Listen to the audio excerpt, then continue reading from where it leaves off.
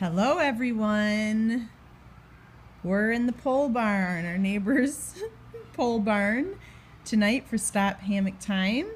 Hubby took a break cutting wood, so we're going to turn around here. Hey, look at my mountain man here. Oh, my hair. This doesn't work. We forgot. It's okay. My ponytail. Hide behind you. It blends with my beard. Say hello. I got a cough. Hello. Guys. Hang on just a second. Okay, sorry. We'll get it. Rest in him. Welcome, Abby. Hi, welcome. Abby. How you doing? As you can tell, I'm tired. I look tired, don't I? It's cold, so I've got a blanket today. We were just talking about how my husband said, "How are we gonna do this in the winter?" And we might have to. Hey, Debbie. I'm so sorry. I think you tell me all the time. Yes. Do you have two of those? What am I trying to say? I don't know. Handles. I don't know. Sorry, Debbie. My brain is foggy today. But anyway, we were talking about how we might have to set up our hammock and our loft inside. Thanks for grace, friend. That looks really funny. Look. It blends. Same as my beard. We're gonna have to hang up our hammock Inside. I can't. Will you talk for me today? Inside. But we wanted to talk real quick. Our little wireless device might die soon. We're going to try to keep this quick. But we wanted to talk about some of our favorite marriage books. Sheet music. Yes. Oh, did I jump the gun? I'm sorry. That's Adam's favorite. Sheet music. Is it by Kevin Lehman? Yeah. Have you guys read Sheet Music? If you are married, we highly recommend it. If you are not, we highly recommend you do not read it yet. Yet. But we have done a couple rounds of premarital counseling with some folks, and love sheet music indeed. And we usually give it to them either for their wedding gift or like the last session or something. But it's got some good stuff. Can I get an amen? Amen. Oh yeah. From anyone other than me. Sorry. So sheet music is one of our favorites, and another one we talked about in an earlier scope is the 5 Love Languages by Gary Chapman, and that is a very good book. And Love and Respect by Emerson Eckerichs is very good. He is a little maybe sassy with the ladies, I will say, but you know what? I needed his little bit of sass, because I think he brings up the point of how so many times, like when it's Mother's Day or that kind of thing, women are usually built up. But when it's Father's Day, it's like, come on, guys, man up, And so he talks about kind of giving the challenge to the ladies. And he does talk to husbands, absolutely, and gives them the what for, too, about loving their wives. But as women, our husbands want our respect kind of more than they want our love. And example he shares in the book is he said, when ladies, when we gain weight, we still want our husbands to love us unconditionally. If I gain 150 pounds, I still want my husband to love me unconditionally. But but we think they should earn respect. Yet we don't think we should earn love. Does that make sense? So he talks about unconditional respect and how, and that doesn't mean like if your husband's like, help me out here, like abusing you or that kind of thing, you just go, oh, I respect you, that kind of thing. But they desire unconditional respect, just like we desire unconditional love. And so, I don't know, can you think of an example of respect things we've talked about? No, it's got nothing. I just think there's times where, if I'm frustrated with Adam and I'm talking about it like this, true confessions. So Adam's parents were over and his brother was over, and I was frustrated at Adam with something. He was being kind of stubborn. Never. And he had an ailment, and I wanted him to go to the doctor about it, but he didn't want to. And so I brought it up to his parents, which not really respectful, not really cool, trying to get them to get on my side. Well, at least my mother-in-law. And so later I just felt like, and the way I said it was kind of my tone was pretty disrespectful.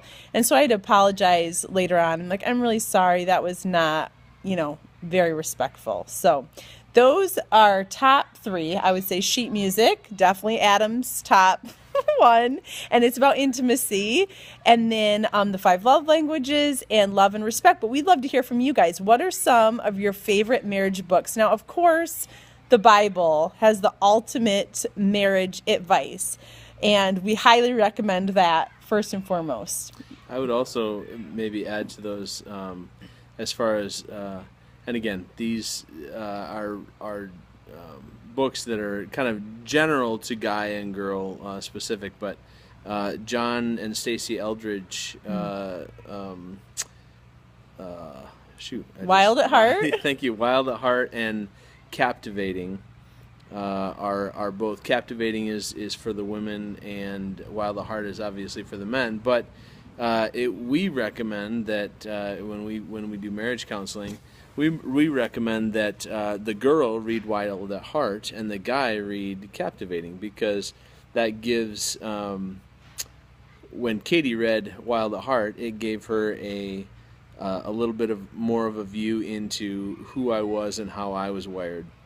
And he coming from somebody else. Right. And then when I read Captivating, it kind of gave me a picture into the way that God has wired her, and it helped me understand her better too. Yeah, and that's definitely for anyone to read. You know, if you're not married, you're single, whatever, I encourage you to read Wild at Heart and Captivating.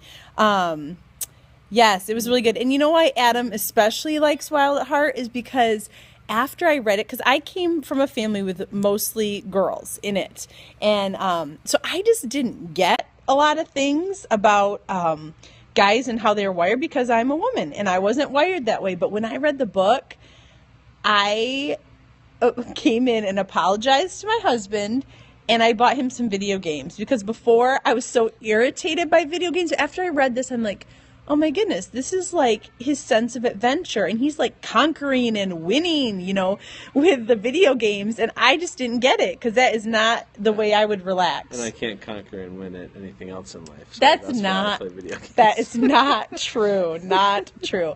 And then for him, when he read Captivating, he started to understand, you know, some of how women are wired more, and so it was really good. And of course, you know, we know some people that have had trouble with those books because, you know, they're not the mountain men type. But you know what? I think the point is God has wired us differently, and not every male is a certain way, not every female is a certain way, but it kind of gives you a discussion point, I think, to say, well, what are you like? And when Adam spins donuts on the ice, I just look at him, and instead of saying, please don't do that, sometimes I think I do that, I say, oh, honey, you are wild at heart. And that's his trigger to know I'm really trying to support him in his adventure, but I'm terrified or going to throw up.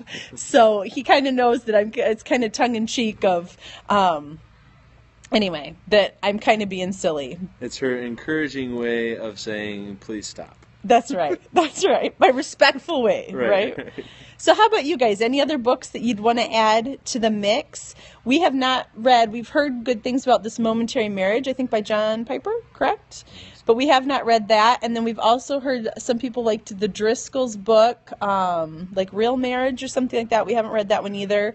We've heard about Sacred Marriage. Haven't read that one either. But the ones we mentioned are kind of our go-to ones. What else? Anything else? Any other books? How about you guys? Any other books? Well, we're going to keep this short and sweet. Adam's got to get back to chopping wood. His brother and friend are here doing it while we're doing Stop Hammock time. But thanks for joining us tonight. And I hope if you haven't read those books, you might consider checking them out. I'm sure you could probably find them at your library or like an interlibrary loan or something like that. Amazon has them all. Yep, or Amazon. But anyway, you know, and if you're not a big reader, yes, we really like Love and Respect. That is a good one.